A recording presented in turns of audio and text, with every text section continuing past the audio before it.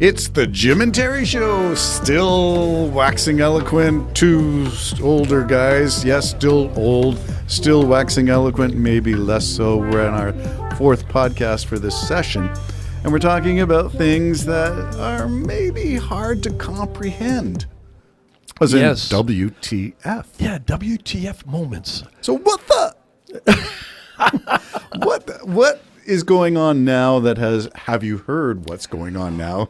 Well, I only heard what you were saying, and you sent it to me about the what is it? The president of the chair, the chair of the UN Council on Human Rights. There are Human Rights guy. There are many groups within the UN. Yeah, this is just one of the sections. Yeah, this is and they human rotate rights. the leadership, which is good idea in fairness to all the nations. Sure. It shouldn't just be the usual big players in world affairs who get to control the chairs of these committees. So, in fairness to the UN, it's good to rotate the leadership until you decide someone who's a hate monger, war killer wants the human rights thing. Let's go back to why this might be a problem and talk about the last maybe year. Maybe that's as far back as we need to go. Iran. Rounding up with they have this group they call the morality police. Yes, and they have remember. Brutally beaten and killed this young lady for not wearing a hijab. No, not wearing it correctly. Not wearing it She correctly. had it on. She didn't have it right. Okay, I thought she was not wearing it. No, well, okay. We stand corrected. Here yeah. we are with our coffee. Well, we don't necessarily, but I believe that she had it on. The point was she was rounded up and beaten in custody of the morality police and died. Now, the second instance is of another person rounded up, and I'm going to say she didn't have it on, and that was within the last 2 months, and she was also killed, beaten to death. Now, the other instances are men who joined the protest. We might have called it the Arab Sun, with a series of social protests in Arab nations fighting for the rights of women to, go to school, to be able to dress the way they want. And drive a car, probably. And drive a car. Because I think they know how to do that. I'm not sure. They might have that intelligence. Yeah. Jeez. So where are we going with this? The United Nations has appointed or decided in their infinite wisdom to allow Iran to chair the Council on Human Rights. The UN, United Nations. That's what we said earlier when I said God sits on the circle of the earth and laughs at the plans of man. Oh, my goodness. So I'm trying to understand this as a compassionate lefty that I am, saying, well, is it possible they just wanted to rotate and the next rotation happened to be that spot and that spot happened to be occupied by Iran? I don't know how these things work, but it's ironic to me as a WTF moment in world history. Yeah, and the Iranian people probably think this is just wonderful. Well, not the women, but the Iranian hierarchy would think because it's a status symbol. Yeah, it's just wonderful. Great. This acceptance. Is good. So in other words, it's a bunch of crap. Right. Because they're not going to be human rights at all. Yeah, it's ironic. Or they're going to give it lip service and not practice it at all. Or they'll give it lip service where it applies to other people, like perhaps they will find other issues in other places. Oh, like Israel going into Gaza. Right. But not them beating women to death because they're not dressed First right. Nations or any one of the other places, anywhere else in the world. It's again to use a biblical analogy, it's the splinter in my eye versus the log in yours. Yeah. So I don't understand this stuff, but I found it to be a real bizarre thing. Why would you do that? And I gave you this hint that this repost, which I found on Twitter, was from Bill Browder.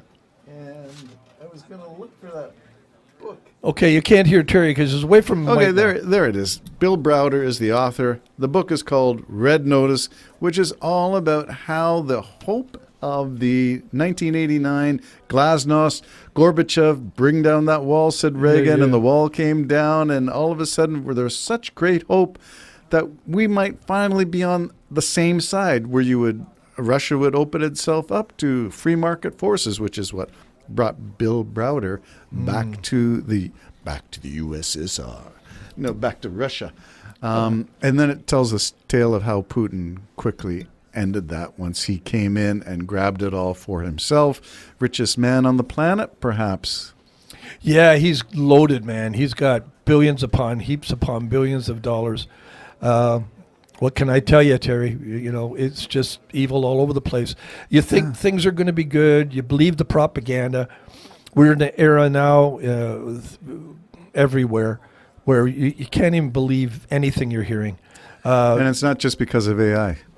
No, it's like, well, Trump's son saying he knew nothing about the accounting. None. No, I'm an executive in a big multi-million-dollar company, and I know nothing.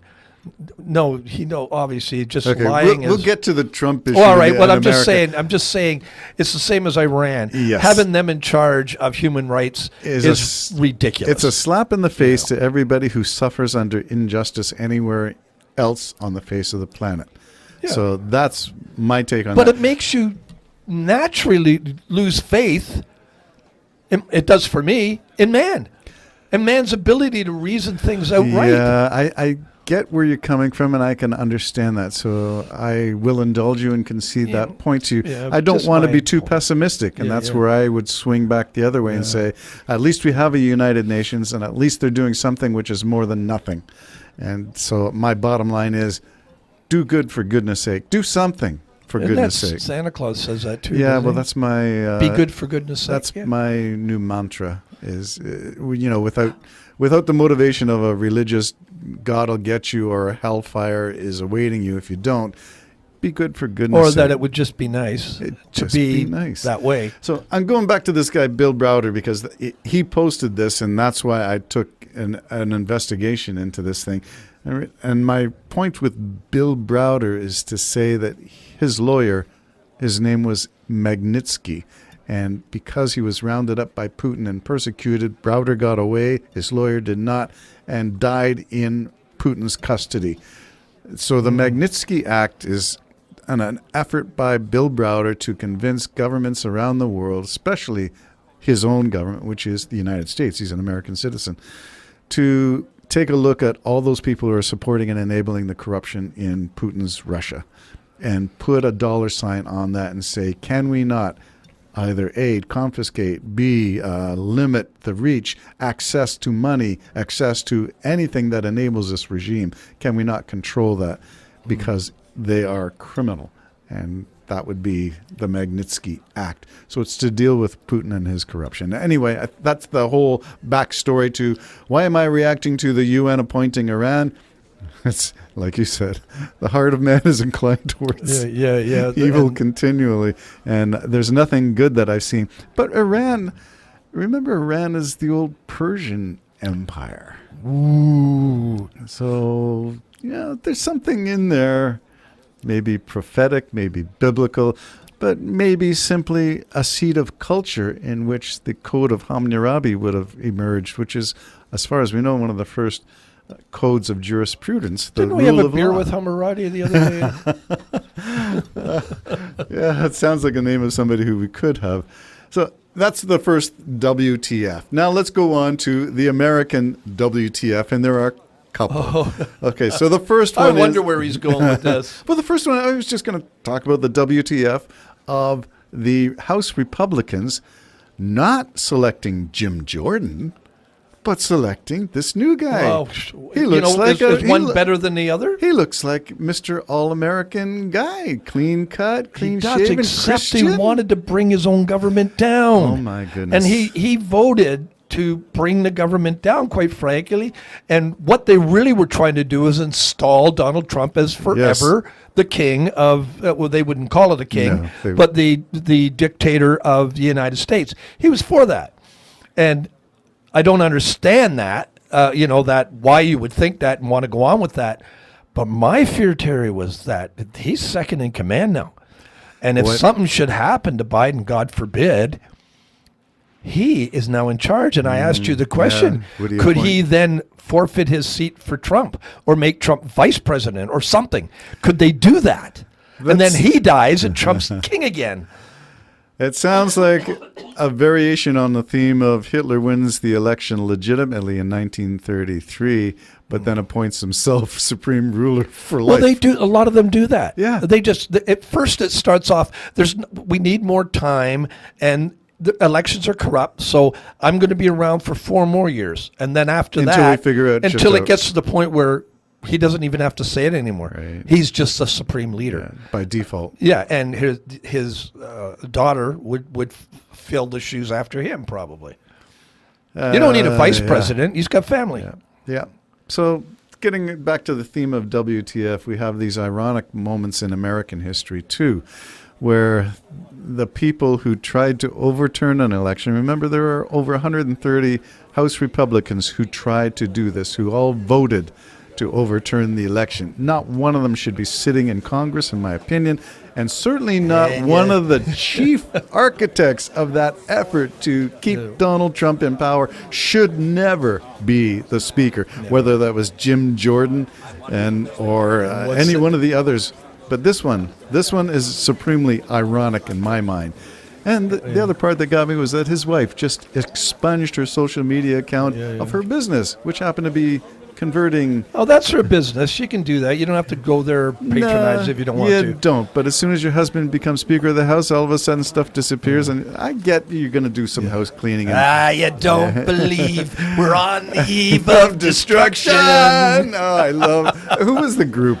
I love that song. I was going to say it's the Byrds, but I don't think so. But that was, 60 plus years old now. My gosh. And we've been on the eve of destruction ever since. Or Well, probably the even same before. countries are there too. East China and all the rest of it, whatever it is. Oh, well. It's the same old, same old. But that's what I was saying earlier when we didn't have a show, that time, we don't know the timelines. You know, we think that that's a long time ago and it's been going on for 65 years. Which is In our the span of generation. in the span of time, that's nothing. And apparently there is no time. No, okay, just we won't go there. I think we've covered most of the WTF. I found that. No, there's probably more there. You're just forgetting now because we're getting tired. Well, I was going to say, is the U.S. a theocracy? Maybe that's part of this thing, too, is that the guy, Mr. Mike Johnson, the new speaker, is a devout Christian. And where is that going to take America? Well, when you I give mean, Christians Christianity, control. the whole teachings can be perverted if you really don't, you can do that. That might if you're be playing Mr. if you're playing to man, everything can be That might converted. be Mr. I mean, Johnson. perverted.